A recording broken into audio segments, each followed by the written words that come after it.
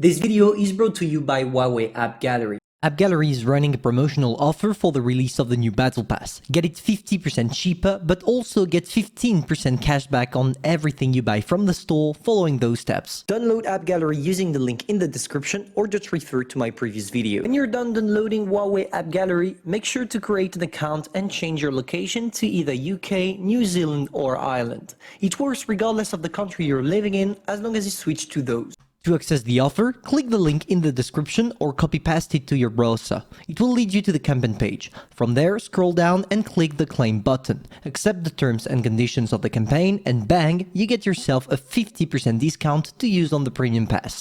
Now, after downloading World of Tanks Blitz from App Gallery and creating your account on App Gallery as well, launch the game, buy the premium battle pass and boom, the 50% discount will automatically be applied.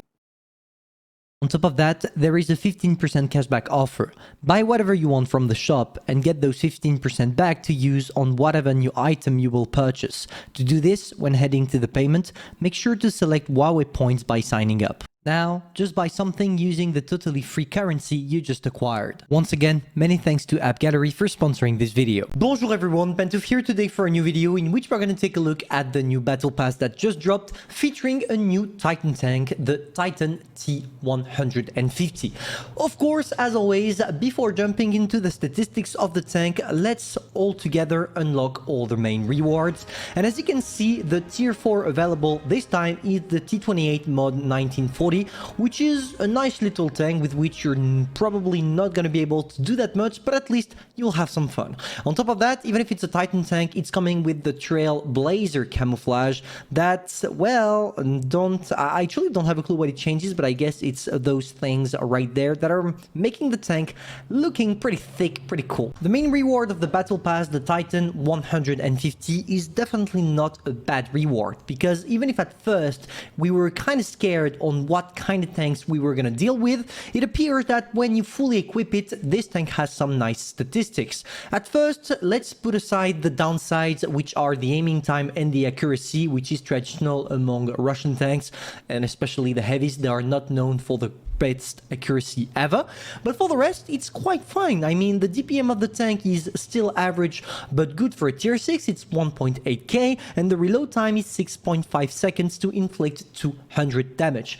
There is one thing that I think kind of sucks about it, and it's the alpha damage, because 200 is good, but well, when we take a look at the Russian tank it's based on, that was removed from the game not so long ago, here with this one we have definitely a better average damage, sitting at 320, but that comes to a price, the reload time, which is quite huge. This tank's main problem is the mobility, because as you can see, it can go max to 35 kilometers per hour and in average 27.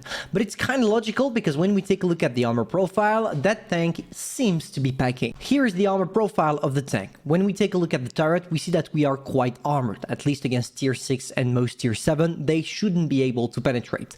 But you have a cupola, the traditional one that we find on every single T-150 tank. Now, as we can see, we also have that huge weak spot right there, which is the upper part of the hull, because it's not angled at all. But if you manage to angle it properly, you can gain, if you want, a little bit more armor. But you will have to angle extremely hard your tank if you want to get those millimeters stacked up, but you will still get penetrated. So in the end, it's not necessarily worth it trying to armor this or angle it at all. For the rest, you see that the lower part is kind of hard to penetrate, even I should say impenetrable. And finally, we have the second weak spot, which is the lower part of the hull. So in definitive, this tank is packing a lot of armor that will be effective only when you are using it in hull down, because you have 7 degrees of gun depression, which is on paper not so bad. But the main problem of those 7 degrees of gun depression is that they are mounted on a huge tank, and a huge tank means that you will, regardless of what kind of gun depression you have, you will lack of it. And on most hilly terrains you struggle kind of to find your place. So in definitive, I'm not gonna tell you that this tank is the best. It's just an average one that is extremely situational, but if you find yourself in the right situation, you can do a lot with it. For the equipment, this is pretty much what I go for. I'm just gonna go for improved improved assembly instead of the enhanced armor because it's kind of useless when we have such a big weak spot at the front. But hey, this is how I'm using the tank for the review you're about to watch, so feel free to use the same. So when it comes to the playstyle, as I mentioned, your strong part is the turret. So you want to show the turret only, because unfortunately, due to the lack of armor frontally, you will not be able to do that much with this tank besides showing your turret. So this is exactly what we're going to try. And directly as we start the game, you see that our mobility is definitely not the best. But at least we have something cool for us. It's the little aesthetic overall of the tank thanks to the Trailblazer camo or attachment, because here it should count for both. And bang, there we go, starting. And as you can see, getting the best accuracy when shooting on the move with this tank is not something really easy. But not a problem. Let's try to probably make that SU-100 bounce straight on our side armor. This is one of the cool aspects of the T-150, something that you can do, so let's use it as much as possible. Let's hide right there, wait for him to try something. As you can see, I'm trying to turn a little bit, to wiggle in order for him to miss me, and bang, here the mighty reload time of the tank is doing the job, because right now the SU cannot get any help, and gang, we got him killed. Now of course we need to pass on some other targets, and as you can see, we bounced twice in a row. Well, we got, or it seems like we got lucky bouncing the KV-1S right there, because I truly don't have a clue how we managed to pull that off. But hey, I'm not gonna complain. After all, this is really nice to see. Okay, no KV here. I'm not gonna bother. Am I gonna push? Yes, I am. I'm just gonna hope for him not to take a look at me right now. Let's sneak a shot before going away. And now we see that there is the Titan. I'm going for an HE. Even if he can penetrate me, no, he didn't. There we go. Now we're in a good posture, because from there we finally have the possibility once again to be in hold out. So there we go. Let's not lose too much time. Use our 7 degrees of gun depression to hopefully do the job on that KV.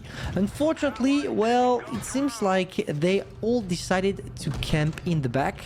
So instead, we are going to switch to HE shells and kill as much people as possible. There we go. 4 kills for the moment. Maybe we're going to be able to do 7 kills. Who knows? Okay, we bounced the KV. We want to kill the KV-1 is behind, and yeah, okay, straight into the cupola, a Russian bias from that position. No, I don't believe it. Okay, let's push in so you can see the main problem I have with this tank, which is the lower part of the hull. It's literally impossible to bounce anything using it. If you over-angle it, maybe you will be able to do something. Like here, if he shots the side of my turret, he will not be able to penetrate. But if we put that aside, good luck doing anything. Now we have to deal with a Cryos and a KV-1S, and even if I feel like I could do the 7 kills against both of those tanks, it's just going to be really, really complicated. But, well, I still have some faith in my tank. So let's try it out and see if we can do something. 3, 2, 1. Can we maybe sneak a shell? Yes, we can. 4, 3, 2.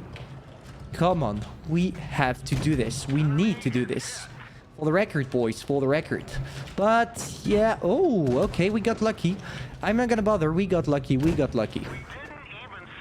No. Yeah.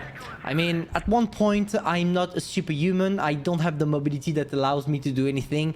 And I kind of failed 2 of my shots on the Cryos, unfortunately. It's all my fault, but we still did a good game. On top of that, you see the credit coefficient this tank has is not the best. I mean, we only did 54,000 credits, which doesn't seem to be the greatest amount ever, considering that last month, we had the Cryos that made so much more. Let's try another game. We're still top tier, but here things are going to be a little bit different, because unlike the previous game where we were playing on Yukon, where mobility is what gets you to the victory. Here it's more about the armor, at least from the position I'm about to take. As you can see, when we are playing on flat grounds, even if we are only sitting at maximum 35 kilometers per hour, we can still do a lot. I mean, here I'm not desperately trying to get to an aggressive position while everyone is already in place. It's not the case, and it's good enough to be mentioned in my opinion. So here we are gonna stop a little bit, trying to sneak a shell. Unfortunately, we don't have the best accuracy once and for all. Can we penetrate maybe the STRV? Yes. 3, 2, let's wait. As long as we can sneak some shells, I'm not gonna bother. Okay, now there is the Kuro, and we can't do that anymore. Let's try to find out about the strength our tank has. And here you see one of the major problems, and another problem you will have with this tank, which is the cupola. It's just horrific to be able to do anything with it. So here I'm forced to go away. So well, let's try and see if we have the possibility of being good somewhere else. This Kuro Mori seems to know what he's doing, and unfortunately this is like the worst scenario for such a tank. So bang, there we go, we bounced him off, and now we are gonna try a different approach. One thing I forgot to mention about the Titan, but you saw it already, you don't have the same mechanism as the tier 7 tank. When you drop down 50% of your hit points, you don't have a magic spaced armor appearing or anything like that. Which is a good thing in my opinion, because otherwise it would make things broken and not something really healthy for the game. So there he goes, sneaking our shell right there. There is still the Hellcat, but he's probably gonna die. So instead, let's try to rush the others, maybe the VK, and after we're gonna get preoccupied by the Tiger. Let's also switch to Adrenaline, because why not? And yeah, wow, okay, I had to shoot the only part of the tank that I couldn't penetrate, and I guess this guy really wants to get me. Yeah, that's the problem of being new tanks. Everyone wants you dead, and wow, one hit point. That's, yeah, you see, I feel like right now you see the main problem with this tank. If you play against people that know what they're doing, you literally have no possibilities of winning by yourself.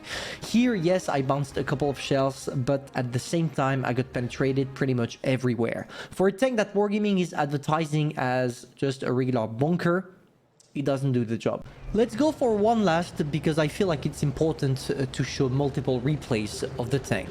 And well, here you are probably still going to be disappointed as much as I am, because well, when we compare armor profiles of both this one and the regular T150, it seems like the T150 can bounce more shots. And it's kind of a shame, because I would expect Wargaming to actually make that tank strong when it comes to the armor, because the rest of the tank is just kind of basic, even if it still does the job. And they didn't, which makes it a little bit disappointed, but at least, hey, I would rather have a tank that is not broken over another completely bullshit tank coming out of their minds, like it was the case with the Dracula, the Helsing, Annihilator, etc, etc. So yeah, let's not lose too much time and jump directly into it. Hopefully we're not gonna be the one getting shot at by the Tog. That would be awesome. And if we are, at least we can sneak some shells on others. Okay, we are already getting penetrated. Not a problem. Bang, there we go. The guy is dead. We have to deal with a Tog right now. Wow, okay, that was a nice ping drop. Really appreciate it, server. Really appreciate it. Bang. Let's try not to get penetrated by the KV2, otherwise it's going to be a little bit spicy. Okay, we can penetrate the Tog from there. I'm gonna go with this, boys. I'm gonna go with this. I can't see it. I can't see the mighty Tog. Come on, show yourself. At least I'll get spotting damage. Can I penetrate by shooting here? Oh, it's actually weak spot. Okay, I'm learning things. I'm learning things. I didn't know about this. Okay, we're gonna go in, because obviously if we don't, we're not gonna make that. We're not gonna do damage. But yes, it seems like we're still not gonna be able to do anything. Okay, you see, that here I could not allow myself to push forward. I'm not saying that it would be a good thing if I could, but I'm just saying that it's my role on the battlefield and I have a role that I can't fit. I'm kind of forced to play what seems to be a weird hybrid between front line and second line, as I don't have enough penetration, neither do I have enough DPM, enough armor. This kind of sucks, but I have to deal with it. And on top of that, 2 cryos, there is literally no way I can do anything against those. So yeah, I'm kind of condemned, and on top of that, if the cryos doesn't move, he's just gonna get wrecked without me being able to do anything. Oh. Okay, or 3. Let's try to get... Oh man, this is painful. At least it looks and seems painful. Yeah, welcome to the 7 degrees of gun depression. That doesn't work really well. Bang. Come on, can we bounce? Sticking all down, moving my tank up, down, because that's my only chance at bouncing anything. And even when I do that, I'm getting penetrated by gold shells, my gosh. Oh, no. This tank is a big no-no. You're not gonna like it, boys. Trust me, it's not worth it at all. Okay, we killed the cryos because finally he decided to try something. And can we maybe get the VK? Yes, we can. So yeah, you see that as a heavy, we are just struggling, but the battle pass is still worth it. I mean, it's a battle pass. For €5, you can get yourself this tank, not for free, but for only €5. And on top of that, if you're lucky enough to finish the event quite fast, you also have the possibility, once again, to open those operation containers. And it seems like for this one, Wargaming went for the Progetto, the MX-M449, the SU-130 PM, the 3 of those tanks being extremely good. So, well, it's definitely worth it, even if the reward itself is kind of disappointing. So, well, I hope you enjoyed. If that's the case, feel free to tell me in the comments, subscribe, like, and share, and I'm gonna tell you see ya for a new video. And if you managed to get that tank, feel free to come back to that video and tell me your overall opinion about it, but personally, I don't like it.